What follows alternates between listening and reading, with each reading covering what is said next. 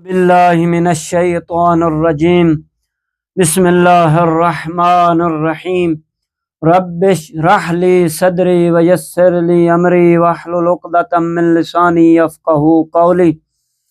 میرے محترم سامعین، انشاءاللہ آپ خیریت سے ہوں گے۔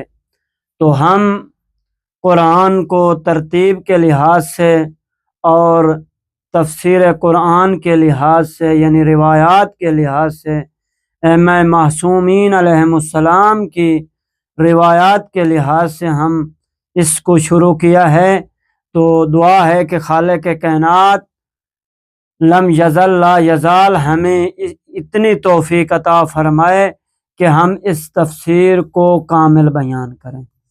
تو میرے محترم سامعین، ہم نے سورہ حمد کو بیان کر دیا، ترتیب کے لحاظ سے بھی بیان کیا اور تفسیر روائی کے لحاظ سے ہم نے اس کو بیان کر دیا۔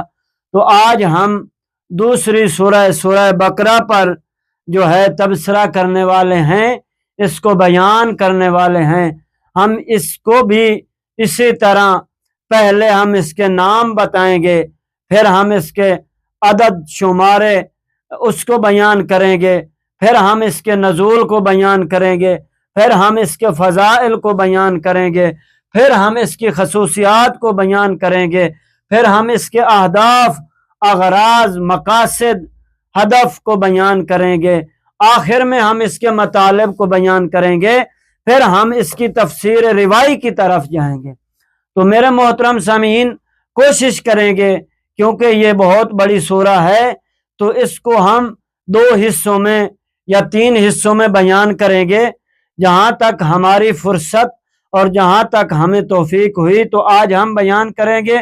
اور اس میں ایک آپ لوگوں کو چیز بتاتا چلوں، ہم اس کو ترتیب کے لحاظ سے اس لیے بیان کر رہے ہیں کیونکہ ہم نے یہ دیکھنا ہے کہ کہاں پہ یہ سورہ مقدم ہوئی ہے، کہاں پہ مؤخر ہے، یعنی یہ سورہ کس سورہ کے بعد نازل ہوا ہے اور یہ کس سورہ سے پہلے نازل ہوا ہے۔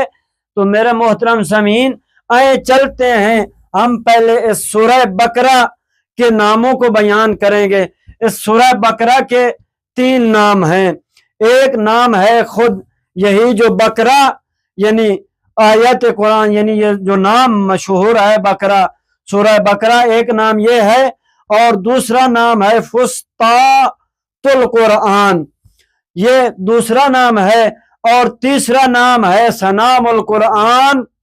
یہ 3 نام ہے، سنام القرآن، تاکہ کوئی اشتباہ نہ کرے کہ یہ آگا غلط پڑا ہے، تو لہٰذا میں آپ لوگوں کو توڑ کے بتا دوں، سنام القرآن۔ تو لہٰذا یہ 3 نام ہے اس سورہ کے۔ اب ہم اس کے اعداد اور شمارے کی طرف جاتے ہیں۔ تو آئیں، اس سورہ میں 286 آیات ہیں اور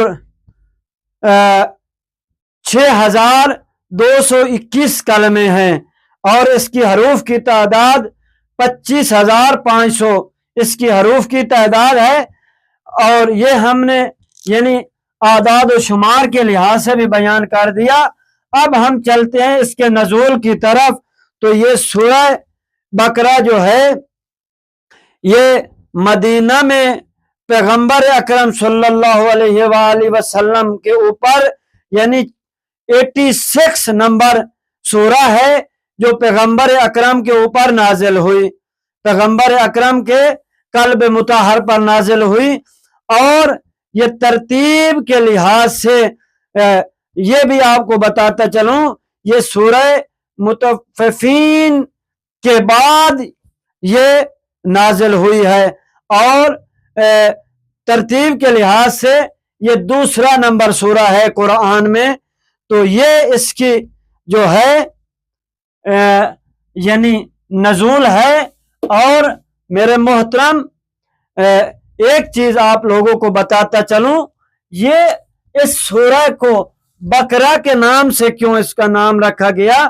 اگر آپ اس بقرہ کا معنی دیکھیں تو اس بقرہ کا معنی ہے یعنی گائے، وہ گائے جو مادہ ہو، نر مراد نہیں ہے، مادہ ہے، جو اسی مناسبت سے یہ کیا ہے اس کو نام رکھا گیا ہے، اور یہ کہاں سے اس نام کو لیا گیا، یعنی آیات اسی سورہ بقرہ کی آیات نمبر 67 اور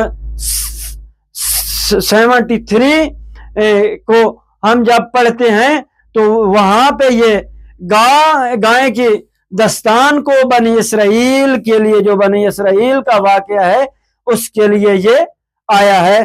تو اب ہم چلتے ہیں اس کے فضائل کی طرف۔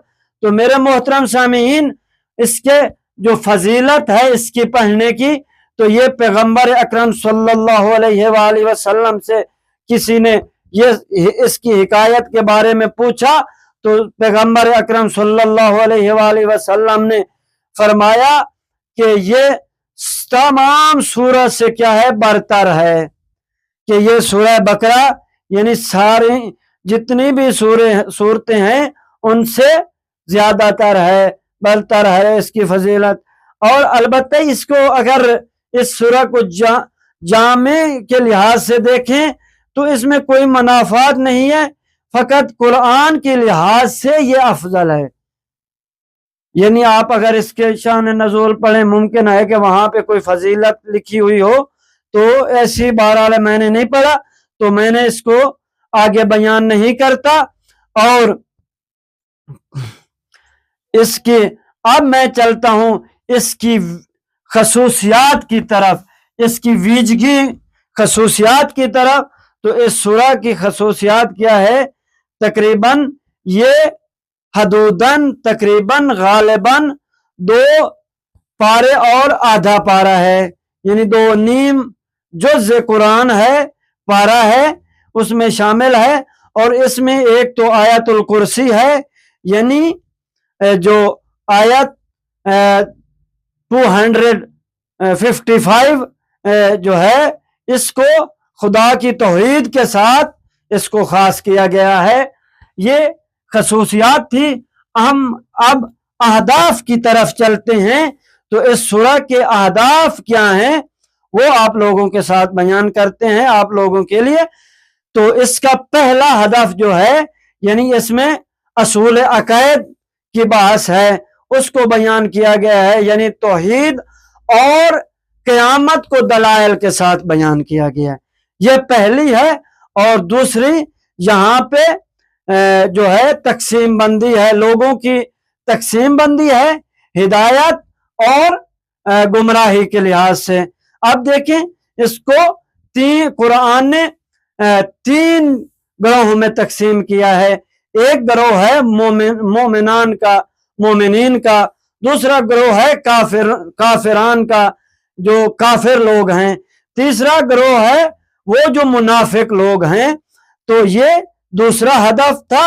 اور تیسرا اس میں کیا ہے، وہ بیان جو وہ تاریخ کو بیان کرتے ہیں جو پیغمبران اور حضرت موسیٰ اور یہودیوں کا ان کا مناقشہ تھا، تو وہ کس کے لحاظ سے؟ عقائد کے لحاظ سے۔